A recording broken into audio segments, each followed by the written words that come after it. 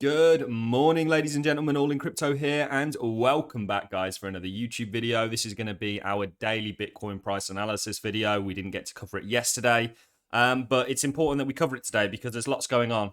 I'm going to share some of my thoughts. We'll touch and we'll start things off right on the daily chart because we actually, and I was tweeting about this last night at midnight or just before midnight, going, wouldn't it be hilarious if we didn't get that 24K close here?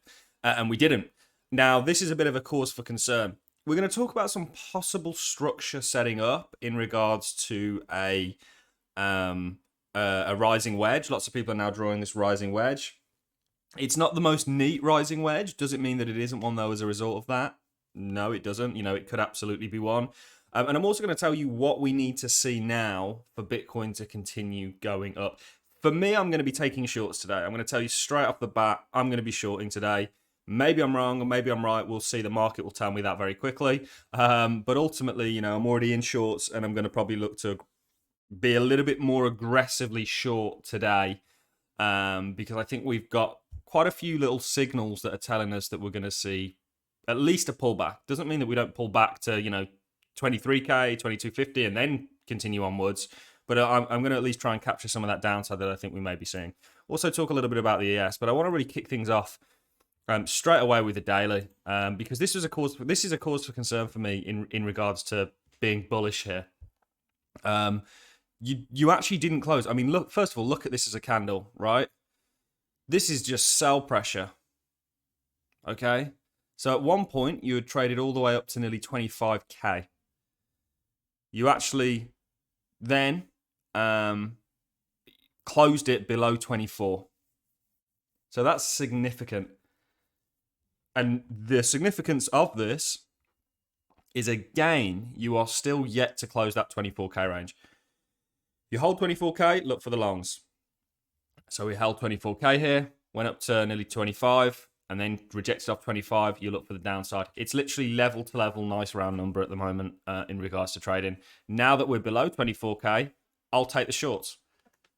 Until we can reclaim it, convincingly reclaim it and start to push up again, if that is what we are going to do. I think, for me, this is very much a bear market rally. We've seen it echoed in the equity sector. Crypto's just following along. We're in this kind of period where the dollar is showing quite a lot of weakness, which is good for risk on assets. We've also got an ever-changing kind of data flow in regards to interest rate hikes and in regards to inflation and all this stuff to kind of compete with.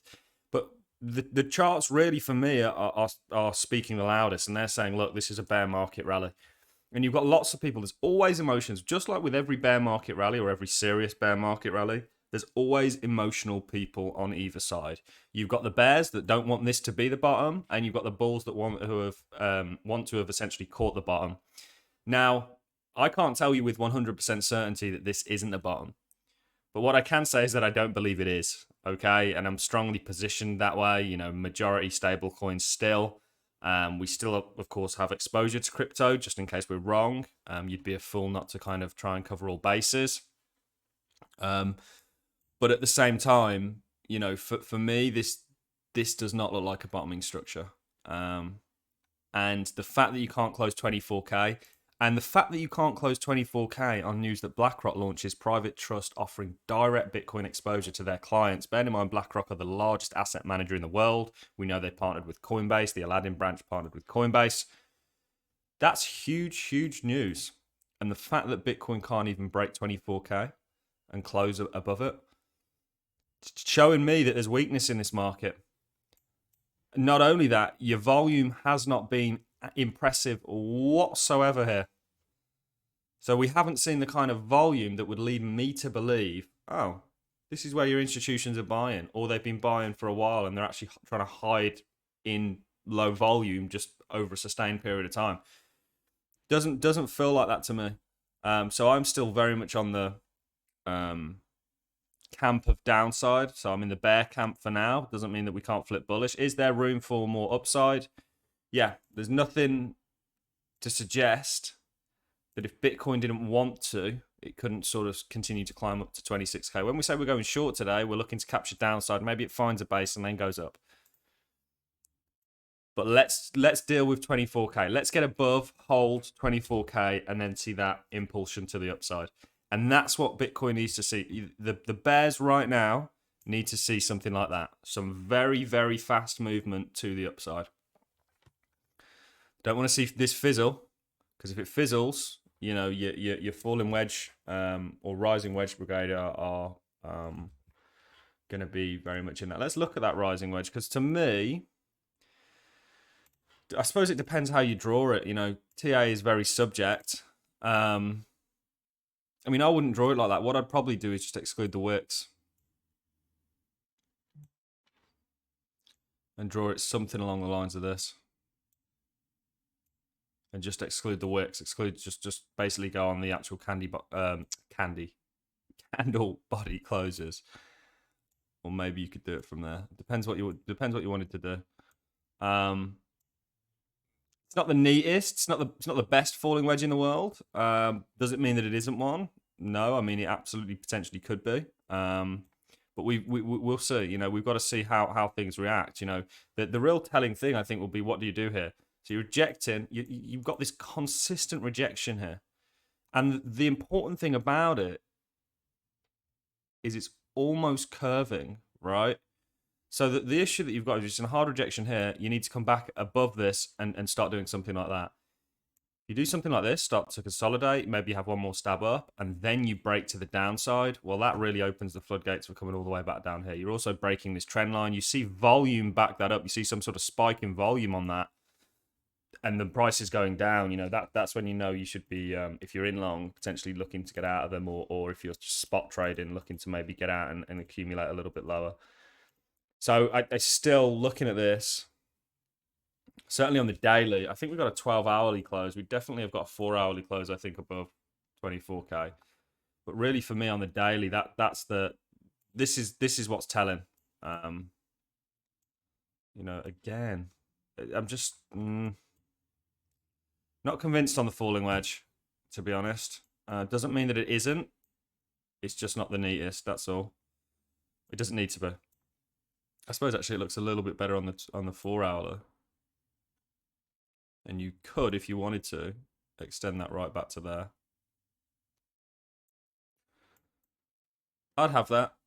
You know, as a potential structure to keep an eye on. That if it does break, you know what the kind of situation is, and then you've got lower targets. You can still see Bitcoin getting down to 15K, to be honest. Does it have to get there? Absolutely not. But for now, okay, it's been an impressive move, and it's all these people on Twitter talking about buying 17K. You weren't buying 17K. I've not seen one receipt of somebody buying Bitcoin at 17,566, which is what it got down to. Yet people are talking about it. You know, you're more likely bought at 19 plus. Doubt there were many people out there, and if you did catch that, hey, well done. But if you bought 17K, 17,500, then, you know, hats off to you. But I doubt you did, and I've not seen a receipt yet. And if you did, you know, you've made some serious upside here. The question is does this last? You know, if I had spot bags that I'd accumulated here, and hindsight's always 2020, kind of wish that I had done that. You know, I'd be looking to sort of dump them at this point. Now that we're sort of running in marginally higher highs, you know, you can see you've clearly got buyers along here. Okay, but you've got aggressive sellers along here that are holding you above this 24K range, and you're still above it today. So bearing in mind, watch what happens there. We reclaim 24K, look for the longs, get out the shorts. We continue to hit our head below it, you know, look for that downside continuation. That's what I'm looking at today. Very, very simple. Again, just to refresh people, the fact that BlackRock, the largest asset manager in the world, actually decided they were going to offer Bitcoin to their clients, and the price hasn't skyrocketed, I think is very telling of the environment that we are in. You've got your open futures, open interest contracts actually on the decline. It's going to be an interesting day, guys. So on that note, I'm going to love and leave you. I think I've rambled on for long enough. They're just my thoughts on Bitcoin. I'm going to look for the shorts. Yes, you know, potential you're coming back up here, to be honest. What are we on? We're on the daily. Let's see where our weekly, yeah. maybe you hold this. More likely for me, you do the same thing you did over here. Stab in it, maybe you get a big wick, and then we continue down. And this is what sets the pace. You know, I think people are, and you should be optimistic. Look, crypto's the biggest opportunity that probably most of you are ever going to get in your lifetimes. Certainly myself included in that. There's a lot of reasons to be optimistic. Long term, do I think if you bought here and just held for the next 5 years, you're going to do well? Potentially. I think that's actually quite likely. That's not financial advice. But for me, it's all about trying to, you know, if this does prove to be the bear market bottom, then we have to get in slightly higher. But I've got that degree of safety knowing that that's the case. Whereas for me, I'd rather sit. All about risk to reward. Right now, the risk still far outweighs the reward, in my opinion. I'm going to leave you on that one, guys. If you enjoyed the content, like, as always, appreciate it as a comment. I look forward to seeing each and every one of you in the next YouTube video. Thanks a lot for watching, ladies and gents. Catch you in the next one.